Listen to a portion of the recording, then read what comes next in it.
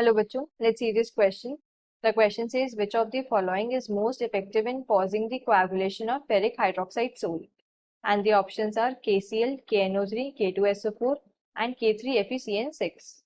So key concept of this question is Hardy-Schulze rule. Hardy-Schulze rule.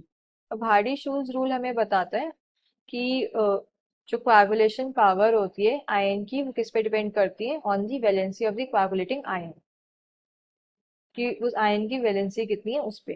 अब coagulation क्या होता है? कोएगुलेशन वो प्रोसेस है जिससे हम कोलॉइडल सोल को प्रेसिपिटेट के अंदर कन्वर्ट करते हैं। तो हार्डी-शूल्ज रूल हमें बताता है coagulation depends upon the coagulation depends upon the valency. Valency मतलब चार्ज कितना है आयन के ऊपर, valency of the of coagulating ion. Coagulating ion वो आयन होता है जो हम यूज करते हैं कोएगुलेशन के लिए। इसके पास क्या होता है? अपोजिट चार्ज होता है as compare to the charge present on sol. Sol से अपोजिट चार्ज होता है, तभी के इन दोनों के आपस में ये कोएगुलेशन हो जाती है, चार्ज न्यूट्रलाइज हो जाता है। तो अगर मेरे पास पॉजिटिवली चार्ज्ड कोलॉइड प्रेजेंट है तो मैं नेगेटिवली चार्ज्ड आयंस यूज करूंगी उसके कोएगुलेशन के लिए। तो उस केस में कोएगुलेटिंग आयन क्या होंगे? Negatively charged ions.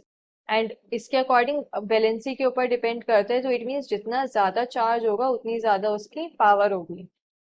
तो अब क्या है, मेरे को फेरिक हाइड्रोक्साइड सोल गिवन है। फेरिक हाइड्रोक्साइड सोल क्या होते हैं?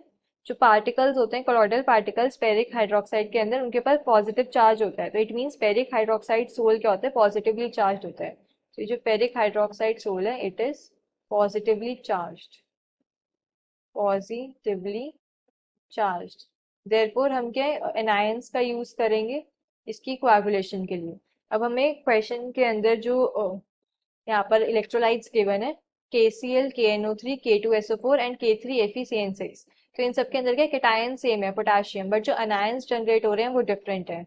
अगर मैं ऑप्शन ए के अंदर देखूं तो Cl नेगेटिव जनरेट हो रहा है, ऑप्शन बी के अंदर NO3 नेगेटिव, ऑप्शन सी के अंदर है SO4 2 negative and option D के अंदर जो ये पूरा कॉम्प्लेक्स है इसके ऊपर आएगा FeCN6 3 negative, FeCN6 3 negative.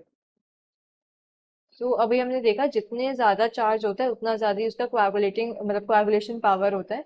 More the negative charge हम ऐसे लिख सकते हैं, more the negative charge, more the negative charge, more will be its coagulation power, more will be its coagulation power, coagulation power।